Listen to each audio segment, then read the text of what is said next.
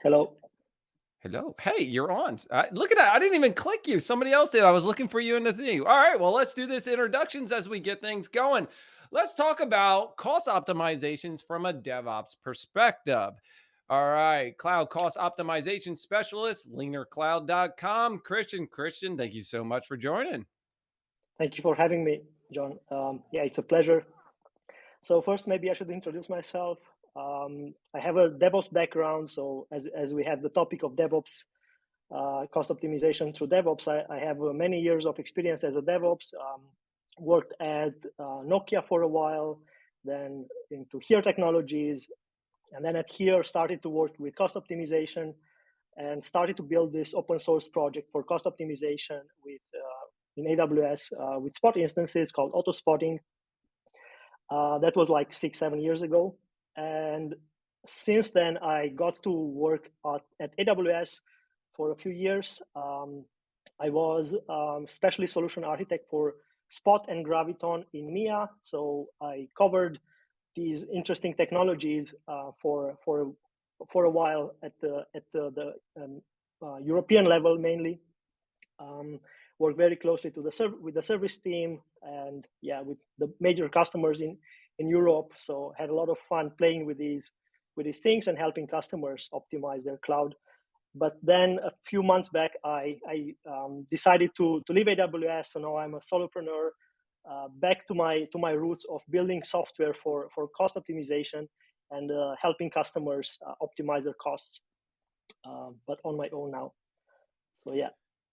So, Christian, an ex Amazonian at heart, dealing with cost optimization. We're here with optimizing your AWS Fest. So, it kind of seems fitting that you're joining us to talk about some of these things. Let's talk about reInvent and some of the releases that happened. What was your favorite news release that happened at reInvent and why? Yeah, for me, it was something that actually was before reInvent. It was announced right before. It's the new the new spot allocation strategy, which allows you to get instances ordered by price. It's called price optimized, price capacity optimized, and that is a big thing because you can go to your auto scaling groups and configure the instances in an order that comes from the cheapest ones first, and that works in a better way than what you could do before with the lowest cost allocation strategy. So that's something like a very detailed feature of Spot, that I'm a very big fan of, as former specialist solution architect for Spot. Also, I have a lot of things to say about Graviton. Like I love the new Graviton 3E instance types that were announced. Also, as a former Spot specialist, I love diversification. So when I saw all those dozens and dozens of new instance types from the Intel C6i N and so on, the new instance types for Intel that allow you to diversify way further, and get more capacity from the Spot capacity pools, and also better performance instances. So I was very excited of those. Um, then there's also, like, when it comes to optimization, it's not just about the cost, but also the things that give you better performance. Things like the Nitro 5, which allow you to go and get, um, let's say, less capacity, because your capacity you have is actually more performance. So you can scale down in some cases, and then reduce including your carbon footprint, to being, in the topic that we had before with the sustainability. So you could get better performance instances replaced with smaller ones. You could get existing instances replaced with smaller, faster ones, and reduce your footprint. And in the same note, I love the MySQL read write optimizations that allow you to get performance for RDS. Yeah, but also the config proactive checks, so you can do things before, like getting the config rules checked before creating things. And the Lambda SnapStart, I also love it. I wish it was also available for Go as a Go developer myself. But yeah, looking forward for that maybe next year.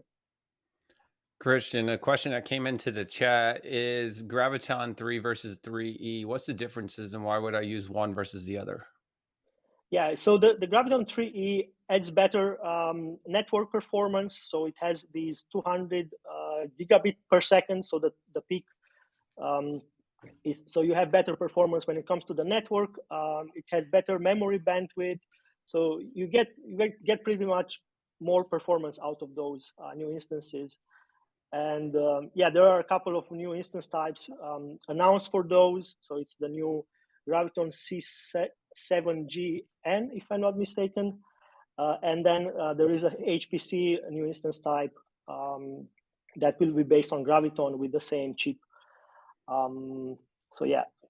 I like the HPC instance type. There's also a performance one. In fact, there were 7 new instance types that were released or documented that were one of the major releases. They had a general, they had a compute, there was memory. I think there was 2 compute on it. So there was a couple. There was a high performance, and then there was an HPC one. I want to go over and talk a little bit more about Spot, since I know that's one of your expertise. But was there anything really talked about at reInvent with regards to Spot, or what's the value of utilizing Spot? Yeah, I mean, Spot was not very covered during the reInvent, but we had this announcement before, which I mentioned earlier, that I'm very excited for. In the to be honest, I was expecting as specialist, former specialist SA for Spot, I knew a few things that the team was working on, and I was expecting some of those to be released. I cannot mention any of those, and I was a bit disappointed that it didn't come out. But yeah, it's maybe for the next months, or let's see. Hopefully, it's going to come before next year. Other than that, there were a few other things that yeah, for Spot. There were a few sessions in the breakouts about Carpenter, which is a very dear project to me, which is a new for Kubernetes, is a new capacity engine that would replace your classical cluster autoscaler in a Kubernetes setup. So Carpenter was released last year at reInvent. It went GA, and throughout the remainder of this year, it got matured pretty heavily, and now, yeah, it's again on stage, and it was a very nice session from my former colleagues. Yeah. I guess it's very surreal to see some of the things that you had a hand on or worked with or new knowledge of be released either during reInvent or afterwards. We talked about in the previous sessions a couple of, and I know we're on the DevOps thing, the DevOps serverless and kind of things. What were your feelings on the new Lambda SnapStart? Yeah, so the way I see that is going to help customers, at least the current implementation with Java. It's going to help these like customers running Java on serverless, where it was not such a good fit because of the slow start of the JVM. But as we go and get it to other languages, like in my case, I would love to see it for Go. It will help get rid of these slow starts across the board, and that's going to be a huge, like a game changer for anybody running serverless applications and still concerned about these slow starts. All right. And with regards around some of the other releases that happened, we talked about the Lambda SnapStart, the Graviton 3E, and the Compute Optimizer. There was also a release around RDS for optimizing the read and writes. What's the value Yeah. there? Basically, for the read operations, what happens is they have these the way to use the local storage of the instance. So if the instance has a local drive, that will be used for temporary tables. And the way it works, those tables will be created dynamically during maybe complex joins and so on. And previously, those would be created on the EBS volume that is attached to the RDS instance under the hood. And that introduced significant latency because you had to go and create those things, and then they were temporary. So there was no point in persisting them into EBS.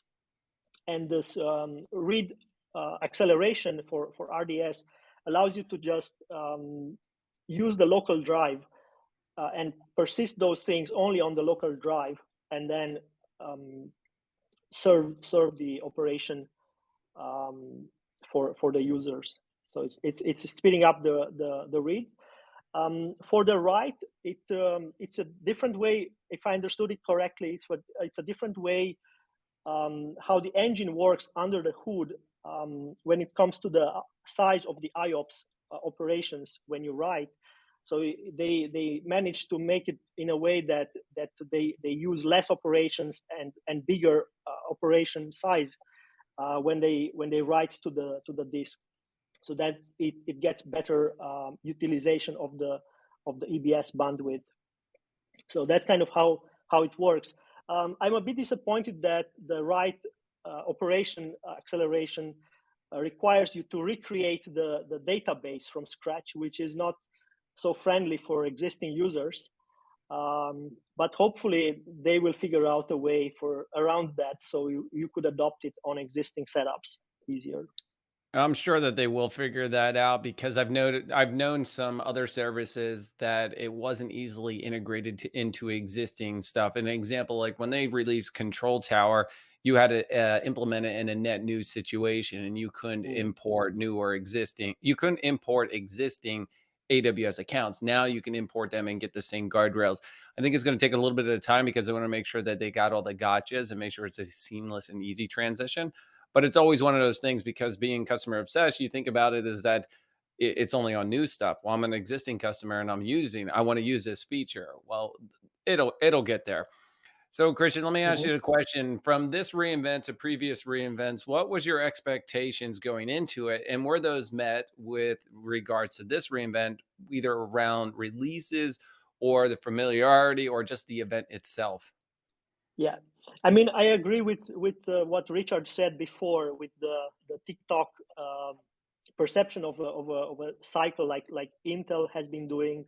I think Apple is doing the same with the iPhone releases, kind of matching the customers' 2 years cycle of purchasing devices.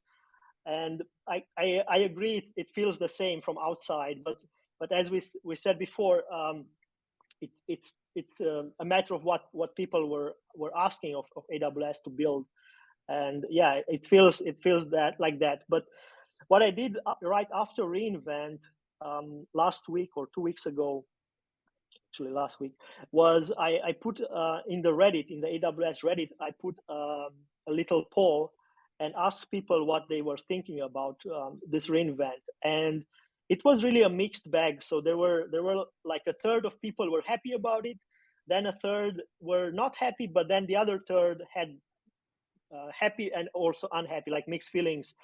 And then everybody was trying to say what they were expecting and what they like to see and so on.